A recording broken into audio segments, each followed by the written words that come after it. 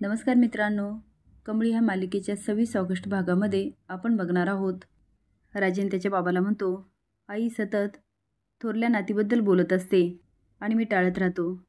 पण खरं सांगू का आई, मला पण त्या दोघींना भेटायची खूप आशा आहे ग. 18 वर्ष झाली मी दोघींना पण पाहिलं नाही आणि त्या लवकरात लवकर भेटाव्या म्हणून मी जेव्हा गावाकडे गेलो होतो ना, तेव्हा मंदिरात गेलो आणि प्रार्थना केली.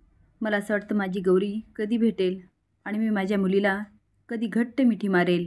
मी त्यांना शोधण्यासाठी सगळी गावं पालथी घातली, पण त्या कुठेच सापडल्या नाही.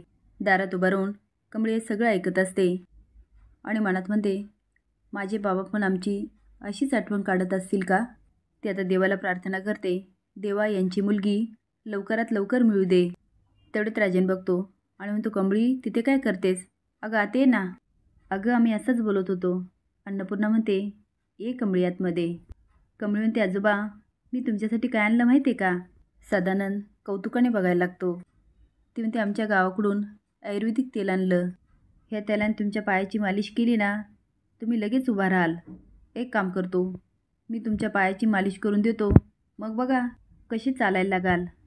चालायला काय, माझ्यासोबत डान्सच करणार. आता राजनला आठवतं गौरी छान डान्स करायची. तो विचारतो, कमळी तू डान्स करू शकते? कमळी म्हणते, हो, माझ्या आईनेच मला शिकवला.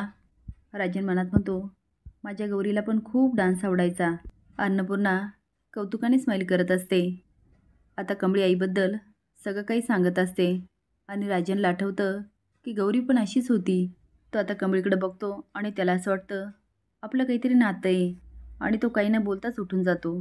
अन्नपूर्णा म्हणते, हा असा का गेला? कमळी म्हणते, आजी काय झालं? मी काही चुकीचं बोललो का? अन्नपूर्णा म्हणते, नाही ग बाळा, त्याला काहीतरी महत्त्वाचं काम आठवलं असेल म्हणून गेला. पण राजन परत येतो आणि म्हणतो, कमळी हे घे पैंजण. त्या दिवशी तुझं पैंजण तुटलं होतं ना? कमळी म्हणते, नको नको, मी असं कसं घेणार? अन्नपूर्णा म्हणते, घे कमळी, अगं त्यात काय एवढं, तो तुला एवढ्या प्रेमाने देतो ना, घे मग. राजन म्हणतो, अगं हवं तर गिफ्ट समज. कमळी हातात घेऊन म्हणते, पण हे पैंजण कुणाचे? राजन सांगतो, माझ्या पहिल्या बायकोचे. खूप वर्ष झाले मी जपून ठेवले. तुला बघितलं आणि असं मनातून वाटलं की तुला हे द्यावे. अन्नपूर्णा म्हणते, कमळी तुला डान्स करायला आवडतो ना? त्या दिवशी बघितला मी तुझा डान्स. पण अगं आजोबांनी कुठं बघितला? तू डान्स करून दाखवशील? कमळी म्हणते, वय दाखवतो की, त्यात काय एवढं. आता कमळी छान डान्स करत असते आणि राजनला गौरी आठवते की गौरी पण सेम असाच डान्स करायची. कमळीचा डान्स संपतो आणि अन्नपूर्णा कौतुकाने टाळ्या वाजवते. तेव्हा राजन भानावर येतो, पण तो मात्र अजूनही शॉक असतो की कमळी अगदी गौरीसारखी डान्स करते. तो विचारतो, कमळी हा डान्स तुला तुझ्या आईने शिकवला? ती होय, काय झालं? अन्नपूर्णा म्हणते, अगं खूपच सुंदर डान्स केला. राजन, अरे किती हुशार आहे, अभ्यासात हुशार आहे, मोठ्यांचा मान राखते, हिला कला पण छान येते आणि लहान मुलांवर माया करते. अगदी सगळ्या बाजूने व्यवस्थित आहे. खरंच तुझी आई खूप नशिबाने तिला तुझ्यासारखी मुलगी मिळाली.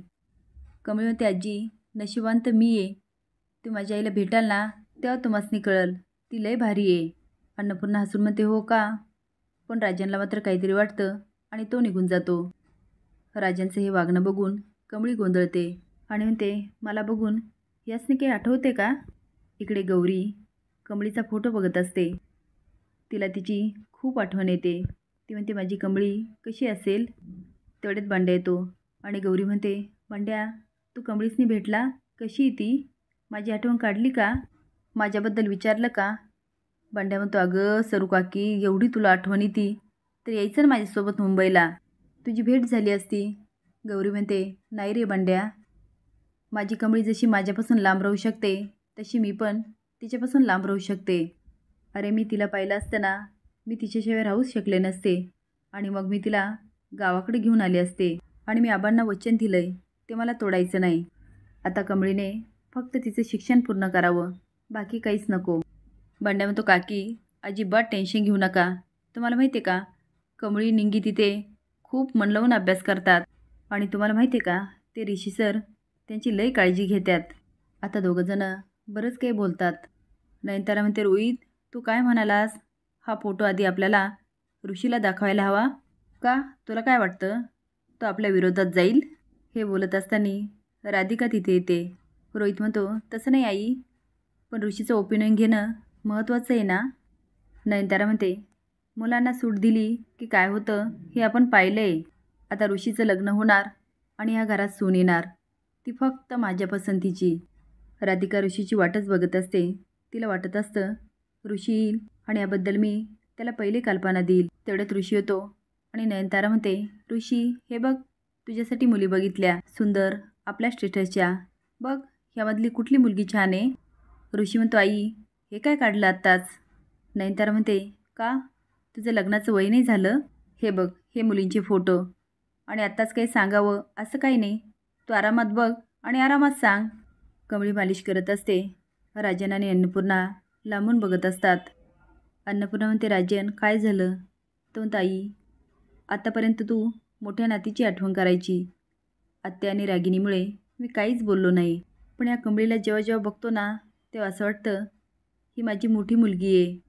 अन्नपूर्णा म्हणते, हो रे राजन, मला पण असंच वाटतं, ही माझी मोठी नात आहे.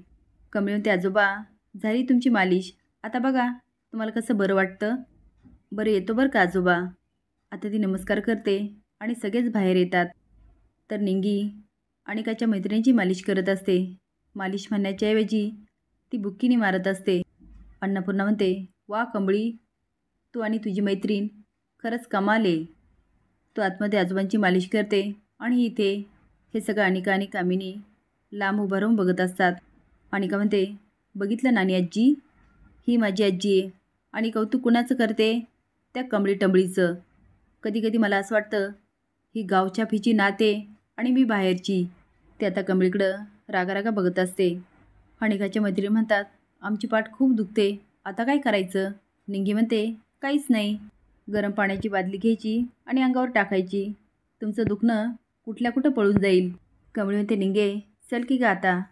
अन्नपूर्णाला म्हणते, आता खूप उशीर झाला, आम्ही जातो आ. अन्नपूर्णा म्हणते, अगं राजन सोडेल.